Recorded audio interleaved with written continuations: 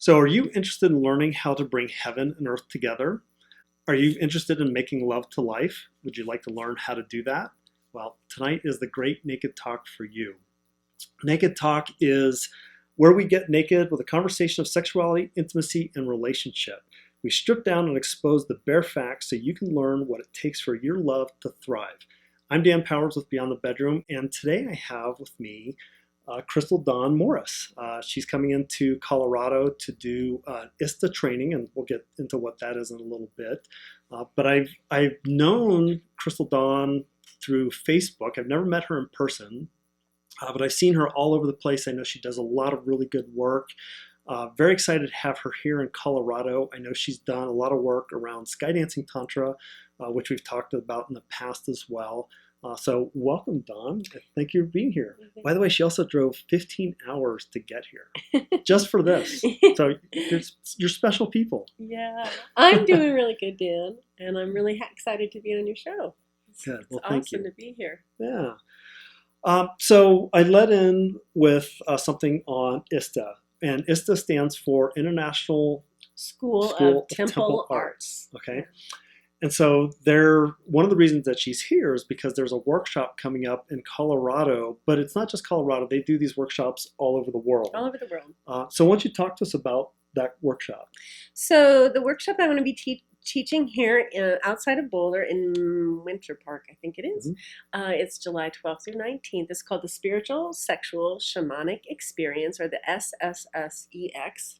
Sex, and it's really it's a 7-day event. It's really a deep dive into what I would consider, if we lived in an enlightened society, this would be the foundational kind of piece that all young adults would get as they enter into adulthood. So, ideally, maybe between 16 and 18, this was something everyone would get. Of course, kind of a rite of passage. Sort of in our culture, people would be a little, if it's sexually involved, they might say 18. But ideally, if we lived in an enlightened world, everyone would get this type of experience to launch them into being adults. Mm-hmm. So they would have a sense of how to be present with themselves, how to move their emotional body to which isn't something that's taught anymore. Emotions, mm-hmm. How they would have a sense of that they have both a masculine and feminine essence within them, mm-hmm. How to kind of move through the issues they have with their parents, their mother and father, and also how to have a healthy relationship and communicate their desires and fears, and how to create healthy boundaries and all those kinds of things that would ideally we would all be taught before we enter into our first sexual experiences. Nice. And so I want to be clear that we're talking about this being here in Colorado, but this is something that's taught elsewhere as well. Yeah, it's been taught in all 5 continents. I just taught it in Canada for the first time. Is that a continent? No, that's part of North America. It's still actually, North America. That's part of the United States. But I don't think the Canadians would be happy about that. Yeah, but, my former wife was that. So yeah, but we just taught it it was the first time. We have a conference every year in North America, and that mm-hmm. was the first time we had the conference in Canada.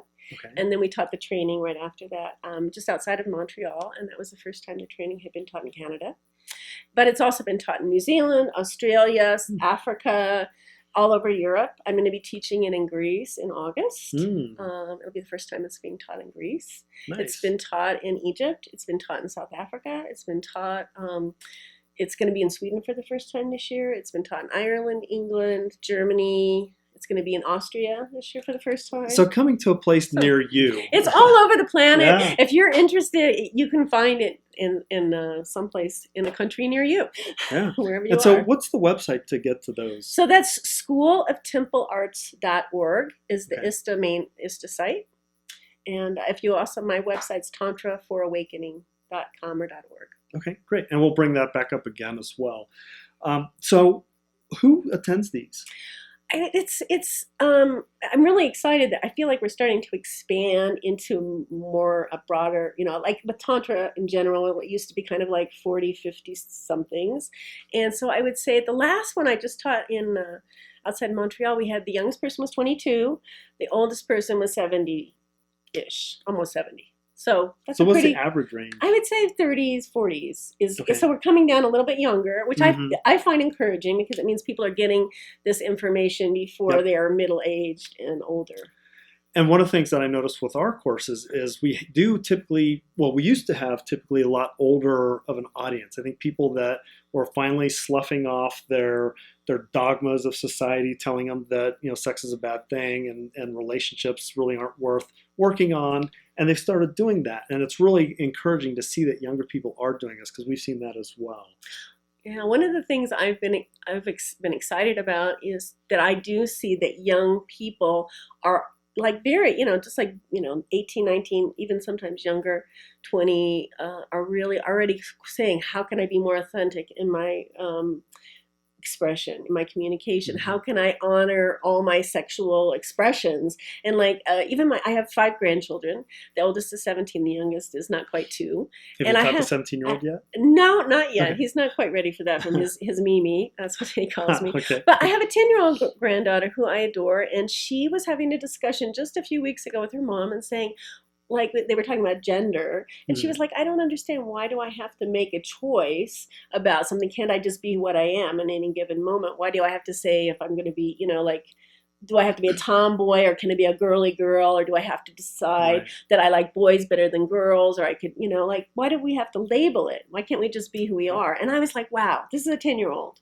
It's amazing that kind of openness. Yeah, I think the mindset of this younger generation is they're so much more open to this different concept than the dyadic of, or didactic of, male female. Yeah. And we've taught at, Elizabeth and I have taught at Naropa University, which is a really progressive university here in Boulder, Colorado. And they've got classes where they talk about all these gender issues and being non-specific about what you identify in or as in that moment. So I think that's really great. And it's really cool that 10-year-old is actually talking about this.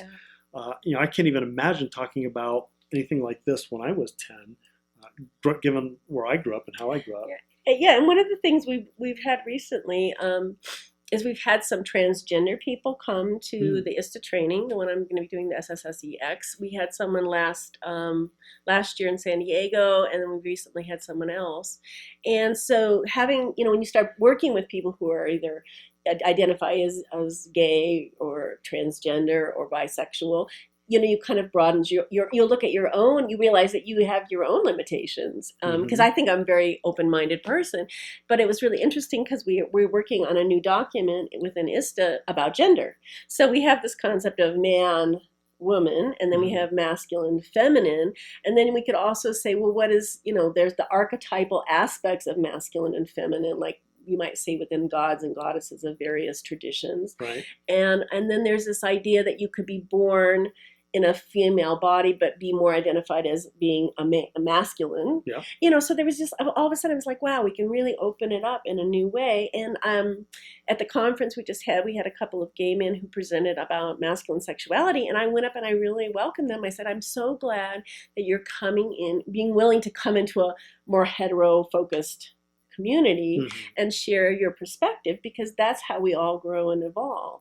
And I said, please share this with your community, and please invite them next year to the conference so that we can have more of that, discussion and reflections and grow. All of us can keep growing. Yeah. We recently had Mack McGregor and Pamela Matson out here. He's a transgendered man. So he was a woman, has converted over to male. He hasn't done the surgery, I don't think. But it's really cool. You get to know these people, and they're normal people. Yeah. Enjoy it. They're a lot of fun. I love Mac. He's a great guy. Pamela as well. She's a great gal. Yeah, I know Pamela. I've met Pamela before. She came to our conference a few years ago. Nice. Yeah, she presented. A lot of fun. Yeah. Both of them were when they were out here.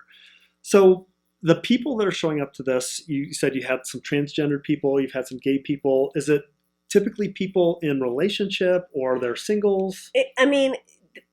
All across the board. So we have people who come as, I actually have told people that if you come as an individual, as a single, you can be in a relationship, but if you come as an individual, it's in some ways it's easier, because if you come as a couple, like at the last training I did, we had 2 couples. If you come as a couple, you have to do 2 workshops. You're doing your own workshop what's going on for you internally, and then you have to do the couple workshop, which is like a workshop within a workshop. And so if both people are really committed to that, it's beautiful to come as a couple. But if you really want to do it and your partner is not quite sure, I would say come as an individual. Okay. And so it's all across the board. But you don't have to come with a partner. Okay. So it's totally, you can come as a single and you'll be totally welcome. Okay. And I find, like I said, I think it's, in some ways it's easier to move through a lot of your stuff when you don't always, you have your partner there and maybe triggering some other things that are gone on in the relationship. Yeah. We recently did an event. It was called Talk Sexy, and they asked us to partner up with somebody and talk about your fantasy.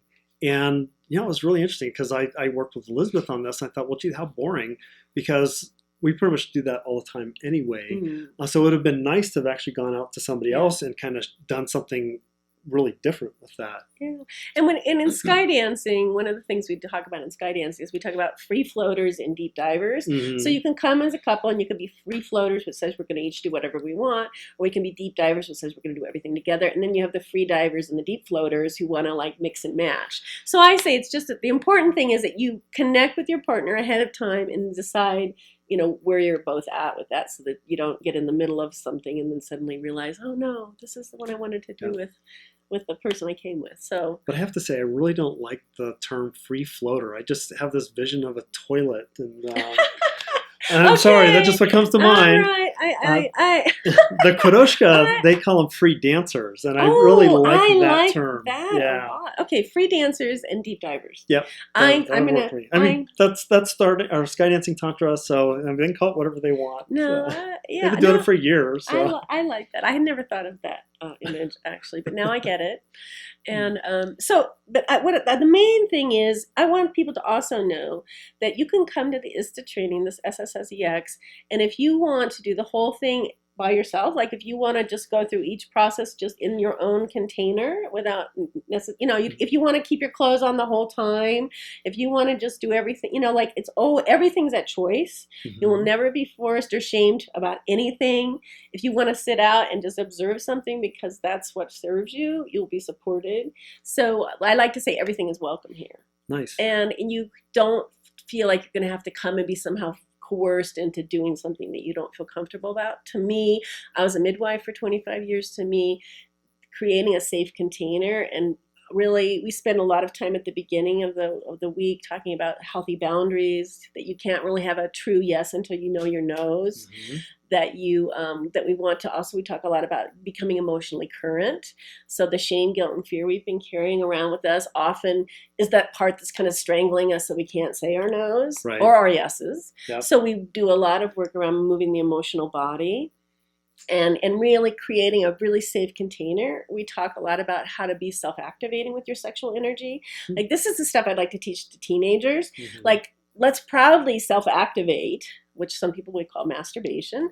I call self-pleasuring. Mm-hmm. And learn how to move our sexual energy first with ourselves. Mm-hmm. This is like where you start. When you know how to pleasure yourself, then it's so much easier to explain it to somebody else. Yep. If you are clueless, how can you tell somebody else what you like?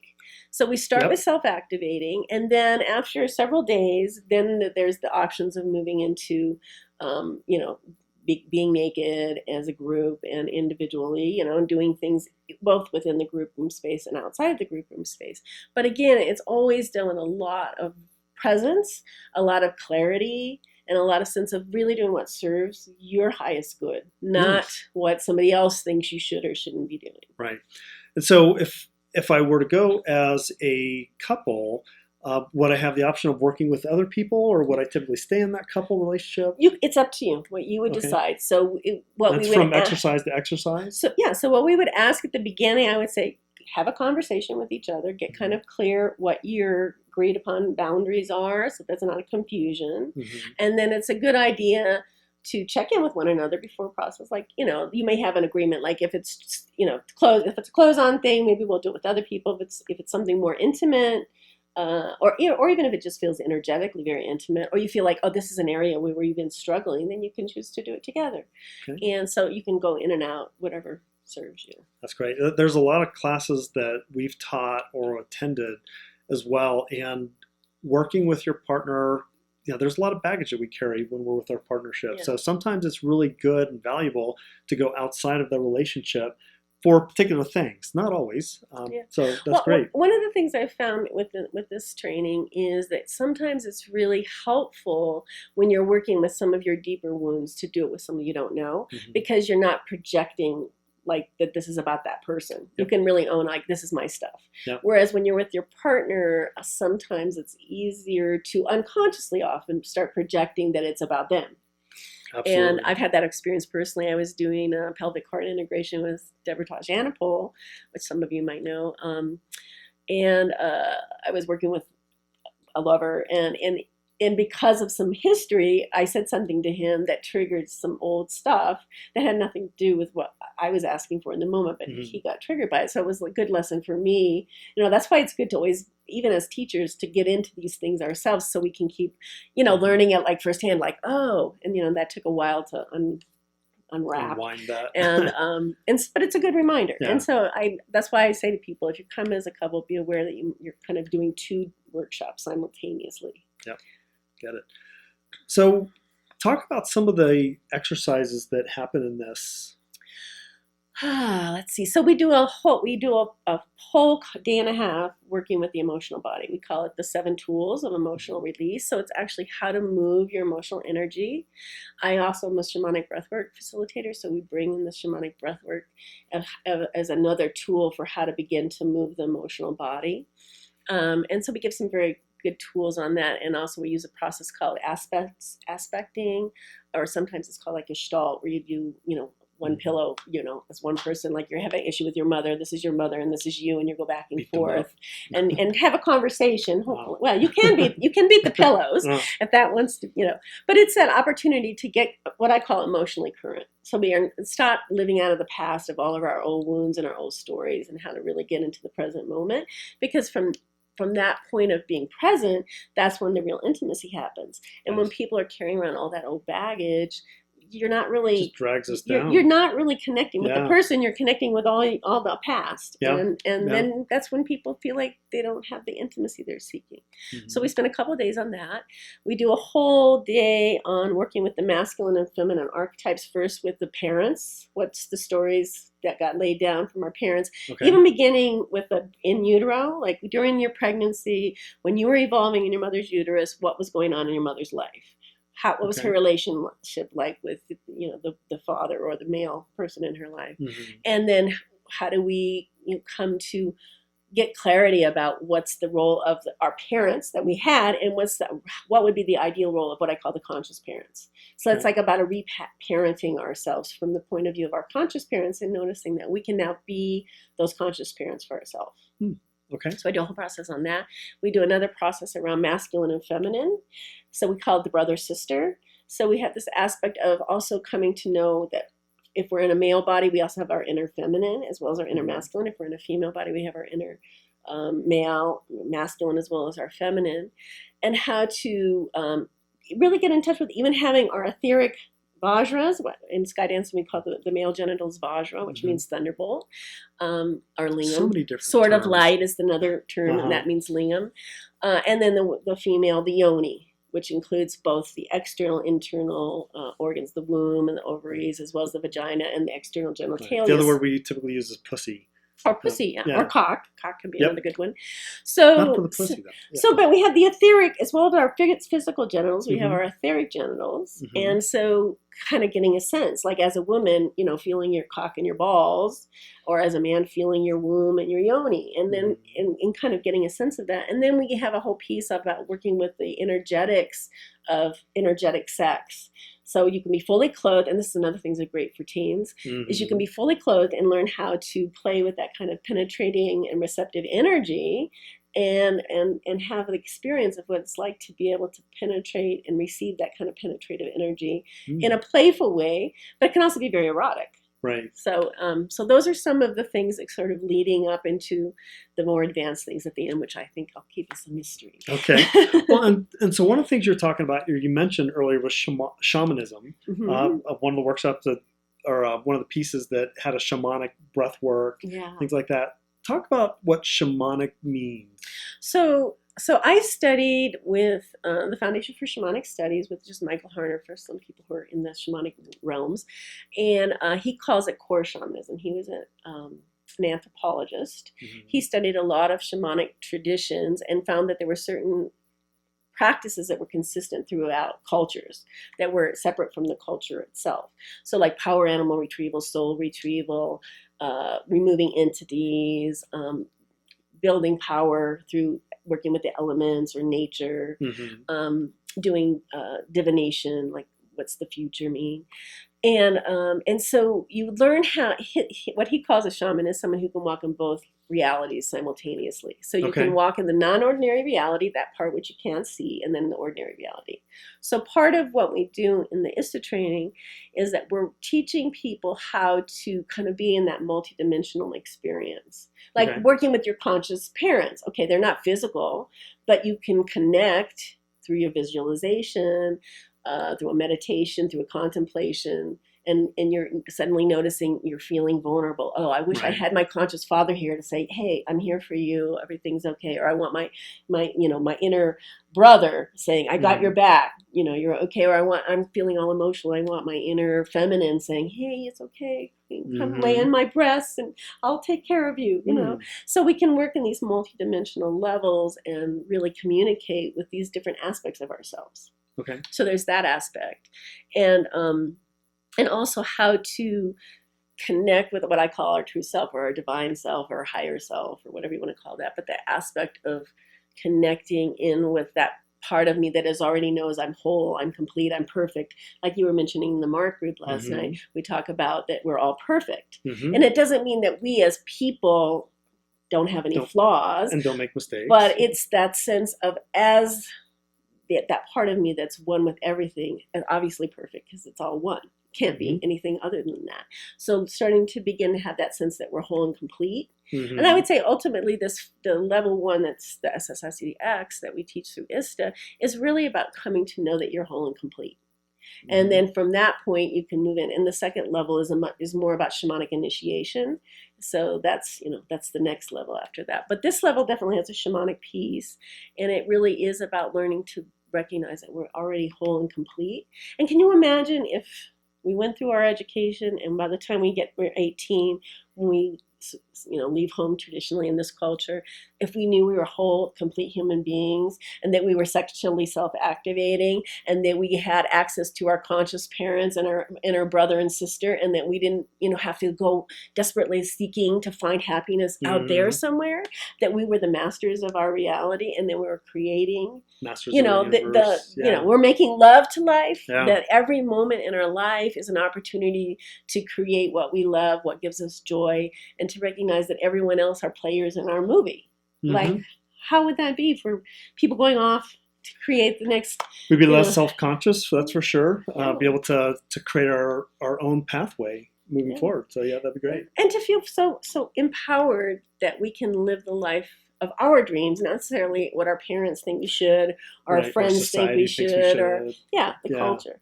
And I think, to me, as a grandmother, this is what I want for my grandchildren, and that's part of what my passion is for this work. Is like I want my grandchildren to grow up in a world where they can feel free to express who they are and not feel shamed by that, and also to be able to create a world where they feel that other people, are also living their joy. And when we're all celebrating and living our joy, it feels so good. Why would we want to do something else? Absolutely. I couldn't agree more. So the workshop is 7 days, is that right? Yes. Tell us a little bit about that. So it's July 12th through 19th. But this is the same all over the world too, right? It's pretty much, occasionally it's 6 days and sometimes it's 8, depending on the location. And if they're a slower culture? Well, whatever. I don't know. Sometimes these things happen based on the location of in the space. But basically the core curriculum is the same. And it's nice if you have 8 days because you can go at a little slower pace and have a little more free time. So it's kind of like that. And sometimes if it's 6 days, you gotta book it. You gotta do more in evenings. I like having the evenings to socialize and hang out. But yes, it's pretty much usually a week all around the world, and we have it's usually done as a residential Okay. retreat. So this will be a residential retreat, and we'll have all meals and your rooms, shared rooms with, and then the group room where we do all of our group exercises. And that's pretty much, that's generally the format. Occasionally in rare situations, we've done it without having it be a residential. It just isn't quite as deep of a container because you don't get, people go away and come back. So it's nice to have it be that really deep, intimate container. And I'm finding more and more people really feel that they, like bonded so deeply with the people that have gone through this process with. It's lovely, like with something like Facebook, you can create a Facebook group where you can stay in touch. Even the one I just taught in Canada, we had some people from Europe, as in Canada and the US, and they're all, like becoming close friends. And that's lovely. It really is. I would say my favorite workshops that I've ever done have always been residential. There's something about taking a workshop, and even if it goes till late at night and leaving, and then coming back the next morning, there's a disconnect. There's a disconnect in the energy, I would say, of what it is that's going on. Whereas if you're in residence and you wake up, not necessarily in the room with everybody else, but you wake up and you walk out the room, and there's other people that are there that have been sharing this experience with you. It's really so much more powerful to do that. So I think that's great. And the other aspect is, I find, because I was saying to you last night that this is kind of an alchemical experience. That's what I'm getting more and more. It's really alchemy. We're creating alchemy. So we're creating an alchemical, kind of cauldron where all this transformation is occurring. So in transforming the lead of our limited self into the gold of our divine self. Might be one way to say it. And so if you're in that process, it's kind of vulnerable because you're stripping away all of what you thought you were. And then to go out into the world around, family, friends, just even, cars and traffic, can sometimes feel a little like a little assault, like a little bit like of an assault, or a little, irritation, or like too much. Yeah, so for those of you who've gone to Burning Man, it's a lot like that, reintegrating into society from a society that's almost utopian in its aspect, because at Burning Man, there's just so much that's going on. There's so much free thinking and open-mindedness, and then you come back into the real world where people are dressing, normally, as opposed to costumes and things like that. And it's a little difficult to reintegrate like that. So, and again, that's why it's helpful too with something like, using something like a Facebook group or whatever, that you can, at least you can feel like you can come back and get on there and go, oh, this is what happened today. And then people can go, yeah, I get what you're saying. Or I'm there for you. And it is kind of, you are creating like that deep tribal experience where you're all going through something together, initiation. And that is part of the tribal culture, is that you do go through initiations, and that's how you come to know yourself, and it builds the intimacy of the tribe. And that's like what Burning Man is. I would say it's a tribal experience. And then you kind of go back into the world of, where people think they're separate selves. And I think that I see that they were creating a new type of tribe. It's not necessarily we want to go back to the native peoples, tribalism. That was great in their era, but now it's a new era. So it's going to be a different type of tribe. And that's kind of still unfolding. I find it exciting. Cool. So we're about ready to wrap up, but you mentioned that there's a second level. How many levels are there? There's 3 levels currently. So the second level is called the Spiritual Sexual Shamanic Initiation, SIN. And I forget the last one. It's also... I put you on the spot. Yeah, the last one, I haven't taken the number 3, but it's SSS something. And it's more of how to really integrate this fully in your life and become like a community leader. Is the third level. But the second level, I've taught it also. And that one, it's really about a series of initiations of working through how we relate to awakening, like spiritual awakening, how we relate to death, and how we relate to the concept of rebirthing ourselves.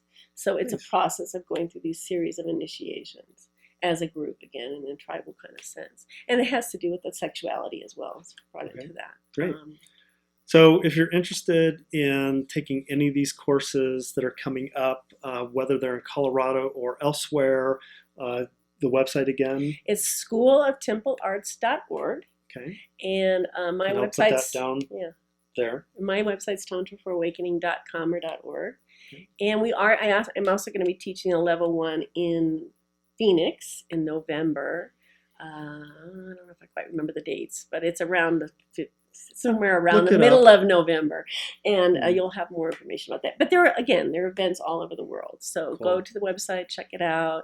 You can also find me, Crystal Dawn Morris, on Facebook, and you can message me. And I've got my little message app now, so I'm really on it. There you go. All right. Well, that about wraps up tonight's Naked Talk. We want to thank you for being a part of this potent conversation. Yeah, and thank you. Thank you, Appreciate Dan. being here. It was awesome coming last night after our long drive and getting to you meet came your for this video. wonderful. Oh, for this video. Yeah. Well, last night and today. Yeah. But I've known you from a distance for a long time, and it's so cool to meet you. And I feel like we're part of the same tribe. So yeah, we glad absolutely to are. meet you. So thanks. Yeah. Awesome. And thank you all for watching. Night, everybody. Bye. Mwah.